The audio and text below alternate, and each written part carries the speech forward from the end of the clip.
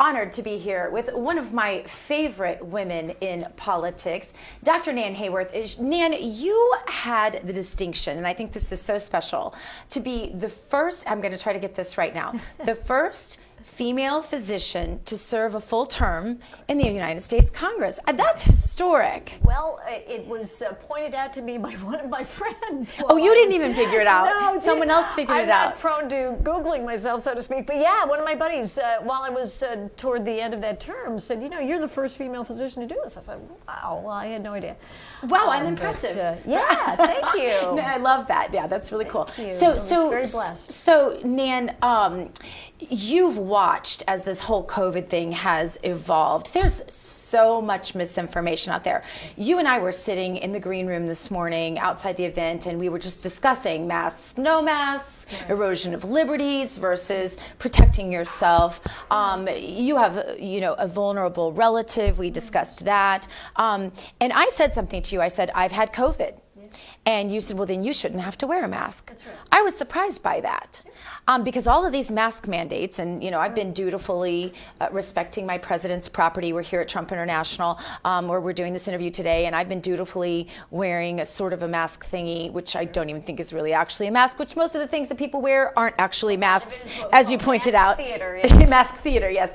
But you said, because you have the antibodies, you shouldn't even be forced to wear a mask in a mask mandate. Explain. Well, because you have, your body has endured a COVID infection and you fought it off successfully, hooray, as probably 99% of humanity does, yay. Your body is equipped now, immunologically, to fight off that invader should it return. And of course, our bodies are bombarded by viruses. So will you be exposed to COVID again? Almost assuredly. But so if I'm exposed again, you won't get I'm not contagious. No. Because if I can't, if I've had it, right. I can't carry it. Even though I can't get it, I can't even carry it. Well, that's right. Because if the virus, or when, let's say the virus enters your body again, it will immediately be recognized by your immune system, and the virus will be fought off. Any cells that might harbor it will be destroyed quickly. So you will not, your body will not, the overwhelming likelihood at least. There are some questions surrounding I've heard reinfection. Some cases, yes, there are. And coronaviruses are known for their shape-shifting. Right. But for all intents and purposes, certainly in the current environment, it's reasonably safe to assume that you would fight off a new infection quite quickly, and the virus wouldn't have the opportunity to multiply in the lining of your nose and throat the way it does when it's in that contagious phase. Okay. Dr. Hayworth, how far away are we from herd immunity? Because we hear this term thrown around. Almost everyone I know has had COVID. Right. What is that percentage? What does that look like? And how far away are we by your best estimation? I know you can't say for sure, but give us an idea. Absolutely. Well, the concept of herd immunity means that there are enough of us in a population that the virus simply won't go spreading from one to the next in the same way it does when no one's been exposed. Because there are enough people who won't contract an infection that the virus will just land with a thud, so to speak, and that means that there's just less risk of any of us having the virus, letting it replicate in our systems and being contagious. The proportion of people that we need to consider ourselves to have herd immunity varies with how contagious the virus is. So it's thought with COVID, it's probably somewhere around, at a minimum, 60 to 70% of the population. Really? So it's a pretty good-sized number. There really probably isn't any place in the country that's reached herd immunity, but what we're going to find is that different areas of the country where there have been the biggest waves will probably reach herd immunity first. And there may even be some communities in the country where we have herd immunity. How do we prove that? How do we know whether or not that's happening? Well, because we test for the presence of antibodies. So we look and see, And what does that test look like? Is that a blood test? It's a blood test. Okay. Yeah. It's a blood test that will, and there are a couple of different antibodies that the body generates, a couple of different types. So what we're looking for is something called IgG, which is an antibody that your body makes after several days of the infection, and then in very large quantities when you're immediately fighting the infection, and then the numbers trail off. And in fact, there are definitely concerns about how long those antibodies actually are produced in sufficient numbers within our bodies after a coronavirus infection to sustain that immunity for a long period of time.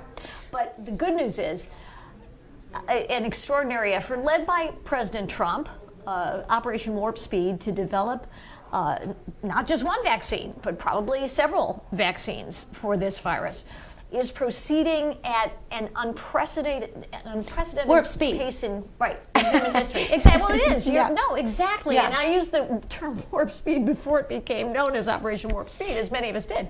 So I'm hopeful, cautiously optimistic, that we will have a vaccine by the latter fall.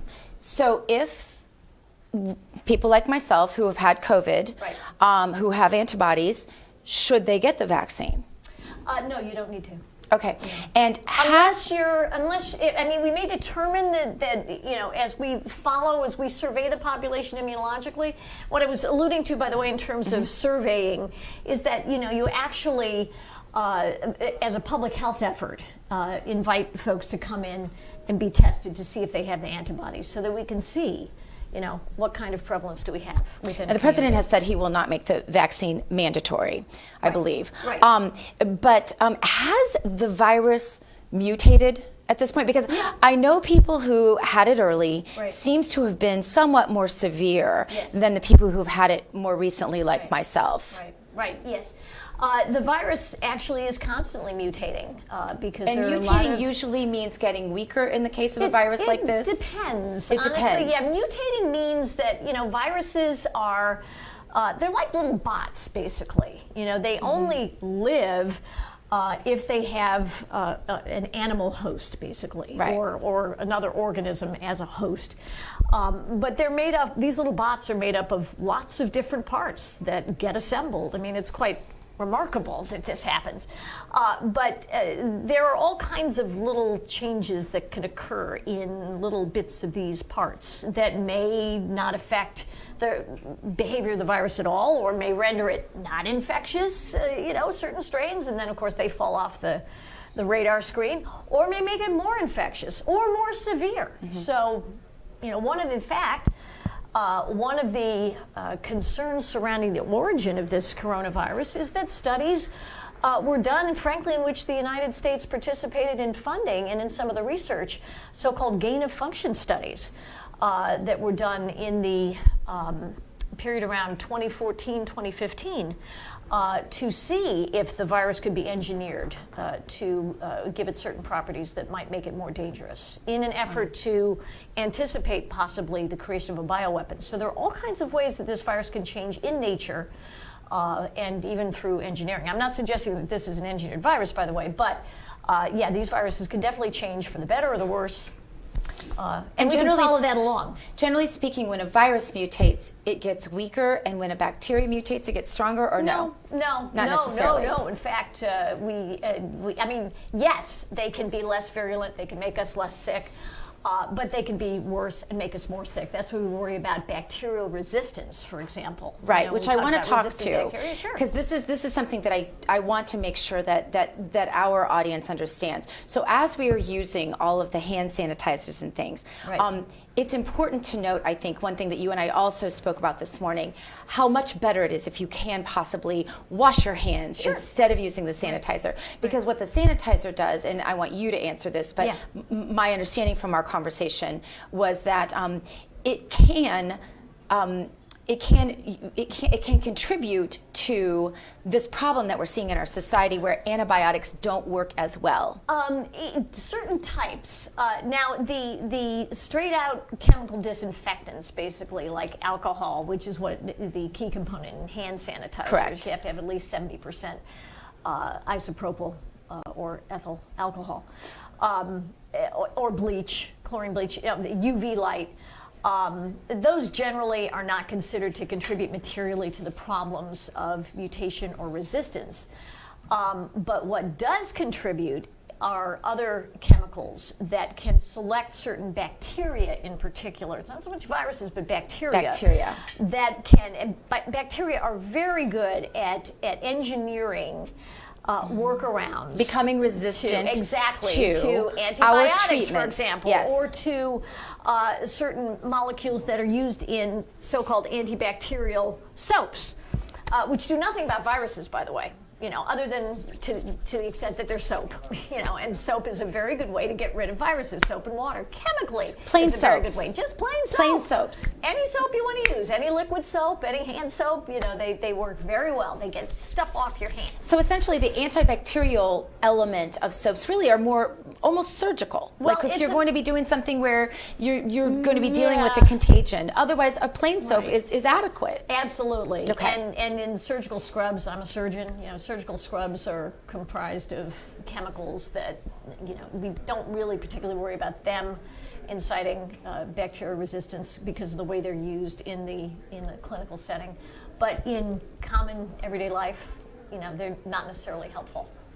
Well, you have been helpful. You have answered so many questions that I feel like I study this stuff constantly and I just cannot get these answers. So also you can follow her on social media. What's your social media? Twitter is? I'm on Twitter with pungent commentary at pink shoes. Nan Hayworth. And pink shoes, yes. That's correct. All right, Dr. Nan Hayworth, thank you so much for being with us, clearing up some of this COVID confusion, which seems to just grow by the day. Thanks for being with us. Thank you, Dr. Gina.